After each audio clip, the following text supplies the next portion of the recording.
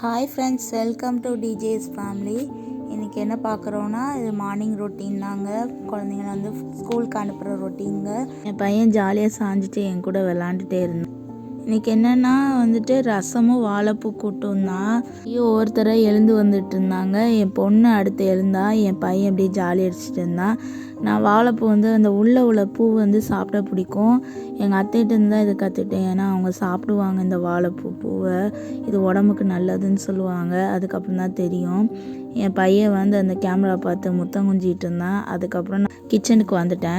என் லைஃப்பில் நடந்த ஒரு விஷயத்தை பற்றி உங்ககிட்ட ஷேர் பண்ணணும்னு நினைக்கிறேன். காலேஜ் செகண்ட் இயர் போகிற வரைக்கும் நான் சமைக்கலைங்க. ஏன்னா எங்கள் அம்மா அடுப்புக்கிட்ட விட்டதில்லை. மற்ற வேலைகளை எல்லாமே பார்க்க சொல்லுவாங்க, ஆனால் அடுப்புக்கிட்ட விட்டது கிடையாது. எங்கள் அம்மா வந்து நிறையா வேலை பார்க்க சொல்லு, சமையல் பண்ண சொல்லு இப்படின்னு சொன்னால் கூட எங்கள் அம்மா பண்ண விட மாட்டாங்க. ஏன் எங்கள் அப்பா வந்து முடியாத டைமில் வந்து எங்கள் அம்மா வேலைக்கு போவாங்க. எங்கள் அப்பா உடம்பு முடியாத டைமில் அப்பையும் கூட என்னை வந்து சும்மா பாத்திரம் விளக்கு போதும் அப்படின்னு தான் சொல்லுவாங்க, வீடை கூட்டு அப்படின்னு தான் சொல்லுவாங்க. எந்த வேலையும் சொல்ல மாட்டாங்க. ஆனால் வந்து எனக்கு பெரிய இன்சிடெண்ட் நடந்தது 12th தாங்க. எங்கள் அப்பா வந்து இறந்து போயிட்டாங்க. அதுலேயும் கூட எங்கள் அம்மா எதையும் நினைக்காம என்னை வந்து இல்லை நீ படிக்க மட்டும் செய்ய, வீட்டு வேலை அதாவது சமையல் வேலை வேணாம், வீட்டு வேலை மற்றதை உன்னோட ட்ரெஸ்ஸை துவைச்சிக்கோ அந்த மாதிரி தான் பண்ணியிருக்காங்க ஒழிஞ்சு என்னை வந்து ரொம்ப வேலை வாங்கினதில்லை. ஆனால் வந்துட்டு அதுக்கப்புறம் தாங்க லைஃபே மாறுச்சு. என்னென்னா அவ்வளோ பார்த்துட்டு அம்மானால் என்ன ஃபுல்லாக எனக்கு சப்போர்ட் பண்ண முடியல. எங்கள் அப்பா இறந்தனால எங்களுக்கு ஃபினான்ஷியல் சப்போர்ட் யாருமே இல்லை. அதுக்கப்புறம் வந்துட்டு எங்கள் அம்மா வந்து திடீர்னு சடனாக செகண்ட் இயரில் வந்து எனக்கு ஒன்றுமே தெரியாத டைமில் சென்னைக்கு வேலைக்கு போயிட்டாங்க.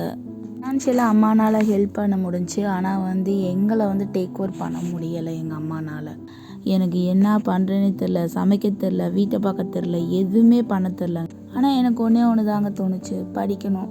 படிக்கிறதுக்காக என்ன வேணால் கஷ்டப்பட்டு வீட்டு வேலை பார்க்குறதெல்லாம் எல்லாமே பண்ணேன். எனக்கு வந்து ஃபஸ்ட்டு வந்து சமையல் கற்றுக் கொடுத்ததே வந்து எங்கள் அப்பத்தா தான். ஒரே ஒரு சுண்டல் குழம்பு வச்சு சொல்லி கொடுத்தாங்க.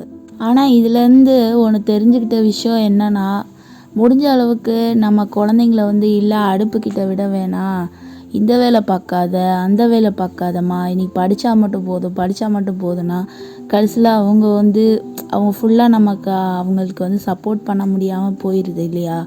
அதனால தாங்க என் குழந்தைய வந்து முடிஞ்ச அளவுக்கு இப்போ வந்து தோசை சுட பழகுறாளா, சரி பண்ணு, ஓகே எனக்கு பண்ணி கொடு அப்படின்னு சொல்லி ஃபுல்லாக என்னையவே கார்னர் பண்ணியிருக்காத, உனக்கு என்ன தோணுதோ அதை செய் அப்படின்னு சொல்லிட்டு நான் போயிட்டுருக்கேங்க.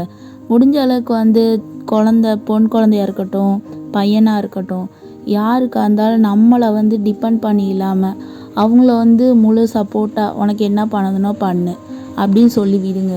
இல்லை நீ பண்ணாத, நீ இதை மட்டும் பாரு நம்ம சொல்லிகிட்டு இருக்கும்போது ஃபுல்லாக அவங்கக்கிட்ட சப்போர்ட் பண்ண முடியாமல் பாதியிலே விட்டுட்டு போகிறத விட நம்ம கூட இருந்து அவங்களுக்கு முடிஞ்ச அளவுக்கு ஹெல்ப் பண்ணிவிட்டு அதுக்கப்புறம் அவங்களா வந்து டிபெண்ட் பண்ணி இல்லாமல் வாழ்கிற கற்றுக் கொடுங்கன்னு நான் சொல்ல வரேன். வாழைப்பூ கூட்டு ரெடி பண்ணியாச்சு. இதோட வீடியோ வந்து ஷார்ட்ஸில் போடுறேங்க. இந்த வீடியோ உங்களுக்கு பிடிச்சிருந்துச்சின்னா கமெண்ட்ஸில் சொல்லுங்கள். தேங்க்யூ.